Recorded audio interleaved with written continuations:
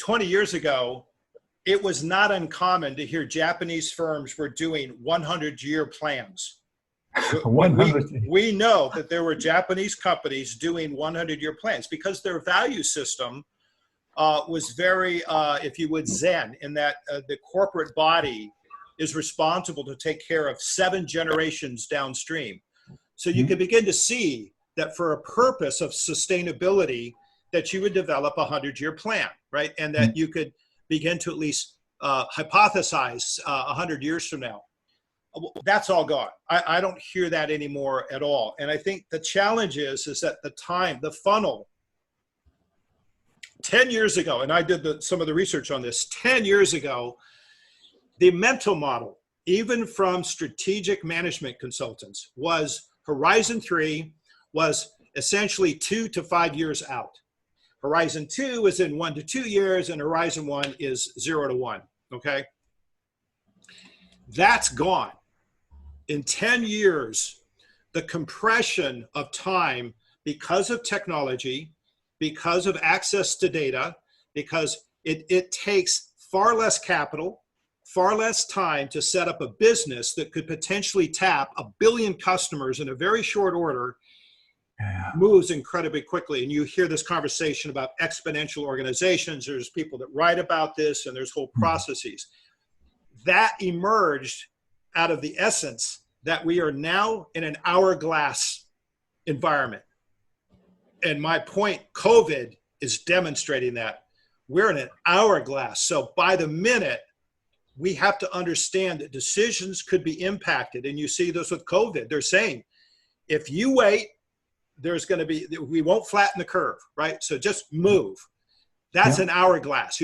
We don't have time to figure out and analyze, what's the death rate and da-da-da-da-da, and how many times we have to act and move towards these kinds of time constraints.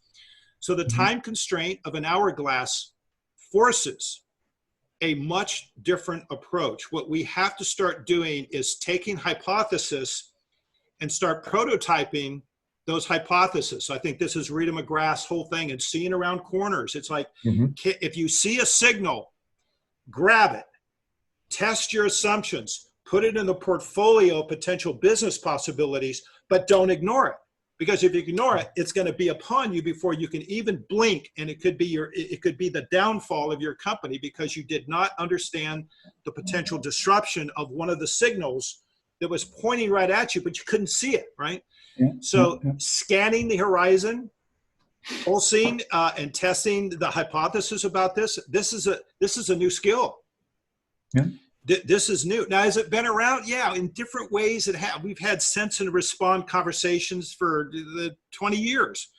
But because I think the time horizon due to technology in the last 10 years in particular, this needs to be rapid, conscious, disciplined, approach to thinking, debating, and constantly experimenting with stuff. And I've had debates, with executives. Well, we really do need to build a prototype plant.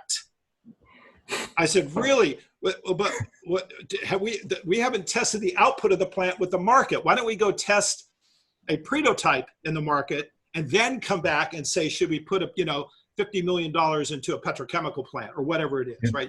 Your mind can go all over the place with this. Wow, we've never thought about that. Yeah, let's test the end product before we build the infrastructure, So these are simple shifts, but you would be shocked as to, the legacy of our strategy planning. The people that were successful in the past era they're not equipped with what we're dealing with right now.